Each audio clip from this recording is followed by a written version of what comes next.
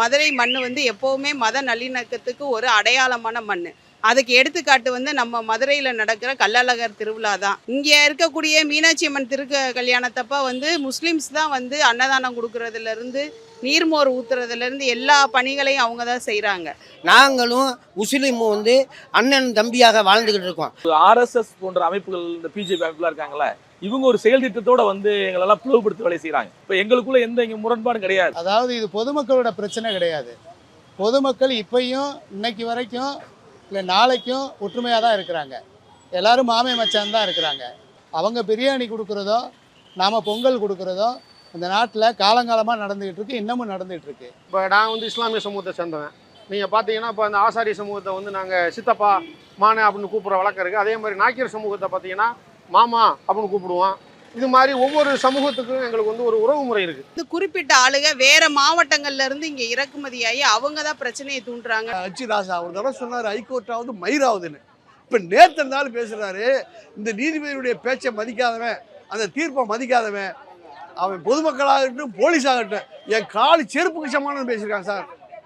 இது எவ்வளவு எகத்தாளமான பேச்சு, பார்ப்பன திமிர் சார். அதனால இந்த மாதிரி கருத்துக்கெல்லாம் வந்து சொல்லி வராங்க. கோர்ட்டாவது மயிராவதுன்னு சொன்னீங்கல்ல நீங்க, இன்னைக்கு வந்து பெரிய என்னமோ நீங்க கோர்ட்டை மதிக்கிறவங்க மாதிரி ரெட்ட விஷயம் எதுக்கு போடுறீங்க? நானும் என் தமிழ் கடவுள் முருகனை கும்பிடுறவதான். முருகனை காப்பாத்துறோன்னு அமித்ஷா வந்தப்பே தெரிஞ்சிருச்சு நீங்க இந்த அரசியல் பண்ண போறீங்க, மத கலவரம் பண்ண போறீங்கன்னு.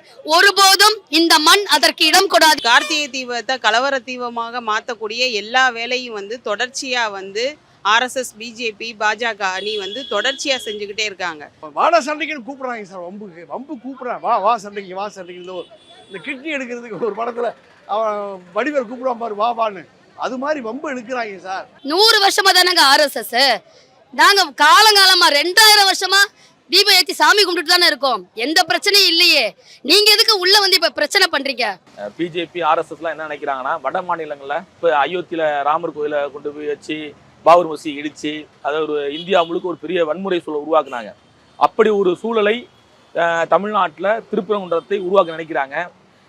அதெல்லாம் இங்கே நடக்காது, இங்கே எடுபடாது. ஏற்கனவே ஹெச் ராஜா நாங்க அயோத்தி போல இந்த திருப்பரங்குன்றத்தை ஆக்குவோன்னு சொல்லியிருந்தாரு. இவங்க வந்து அயோத்தி மாதிரி மாத்துறதுக்கு நாங்க ஒண்ணு இங்க முட்டாள் கிடையாது. அயோத்தி வேற, மதுரை வேற, தமிழ்நாடு வேற. ஏன்னா இது பெரியார் மண். மத ஒற்றுமை வந்து இவங்களுக்கு பிடிக்கல. அதனால இது மாதிரியான கலவரங்கள்லாம் அவங்க ஏற்படுத்தி இந்துக்கள், முஸ்லீம்கள், கிறிஸ்தவர்கள்னு இந்த நாட்டை துண்டாடி பிரித்து அவங்கள வாக்கு வங்கியாக மாற்றி இவங்க வெற்றி பெறணும்னு கருதுறாங்க. ஆனால் ஜனங்கள்கிட்ட அப்படியாப்பட்ட போக்கு எதுவுமே இல்லை. ஜனங்கள் இப்போ வரைக்கும் ஒற்றுமையாக தான் இருக்கிறாங்க. இந்த மக்களை பிளவுபடுத்தி இந்த இஸ்லாமியர்கள் மத்தியில் ஒரு அச்சத்தை உருவாக்கி இஸ்லாமியர்களை வந்து தனிமைப்படுத்தும் நோக்கத்துக்கு வந்து இந்த ஆர்எஸ்எஸ், பிஜேபி செயல்படுது. ஆனால் தமிழக அரசும் இங்கு உள்ள மக்களும் அதற்கு வழிவிட மாட்டாங்க. இந்த மக்கள் வந்து எல்லாத்துலையும் நல்லிணக்கத்தோடு வாழக்கூடிய மக்களாக இருக்கிறாங்க. இங்கே வந்து நீதிமன்றம்ன்றது எந்த சமுதாயத்துக்கும் பொதுவானது இந்த நீதிமன்றம்.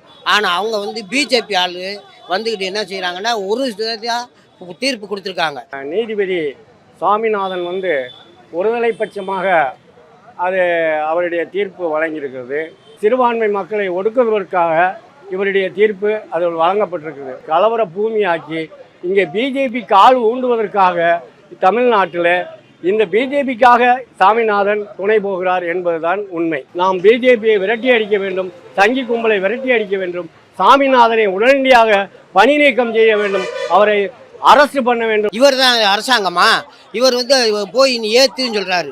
அப்படி ஏற்றி இருந்தால் நேற்று மசூதியை தொற்றுப்பார்கள். கலவரத்தை உண்டு பண்ண திட்டமிட்டு பிஜேபி நடத்தி கொண்டு இருக்கிறது. இந்த ஆர்எஸ்எஸ், பிஜேபி, இந்த ராஜா, இந்த கோஷ்டி இருக்காங்க பார்த்தீங்களா, இவங்க என்ன மலை மேலே தீபம் ஏற்று பண்ணி 2-3 நீதிபதியை பிடிச்சி ஒரு ஆர்டர் வாங்கிட்டு நாங்கள் தான் ஏற்றுக்கணும் வம்பு எடுக்கிறாங்க சார். இது மதக்கலவரம் ஆக போகுதுன்னு தெரிஞ்சுதான் ஸ்டாலின் அரசு ஸ்ட்ராங்காக போலீஸை போட்டு தடுத்து நிறுத்தியிருக்கு. போலீஸ் ரொம்ப பவியமாக பதனமாக அருமையாக கையாளுறாங்க ஸ்டாலின் அரசு இந்த பிரச்சனையை. ஆனால் அராஜகமாக கையாளுறான் ஆர்எஸ்எஸ், பிஜேபி கும்பல். இது தப்பு தப்பு தப்பு. திமுக அரசு தொடர்ச்சியாக வந்து உயர்நீதிமன்றம் போனது, உச்சநீதிமன்றம் போனதெல்லாம் வந்து பெரிய பாராட்டக்கூடிய விஷயம். மசூதி இடிச்சாங்க பார்த்தீங்களா, அது மாதிரி தற்காவை இடிக்கிறதுக்கு எல்லா வேலையும் பண்ணுறான். நீங்க அடுத்த தர்காவை தான் குறி வைக்க போறீங்கன்னு எல்லாருக்குமே தெரியும். இதற்கு நாங்கள் ஒருபோதும் அனுமதிக்க முடியாது. உடனடியாக கைவிடணும். கைவிடலாட்டினா தமிழ்நாடு அரசும் தமிழக மக்களும் மதுரை மக்களும் பிஜேபிக்கு வந்து பாடம் சொல்லி கொடுப்போம். இவங்களை பற்றி ஜனங்கள் புரிஞ்சு வச்சிருக்கிறாங்க. அதனால தான் தமிழ்நாட்டை பொறுத்தளவு இவங்களுடைய எந்த முயற்சியும் வெற்றி பெறலை.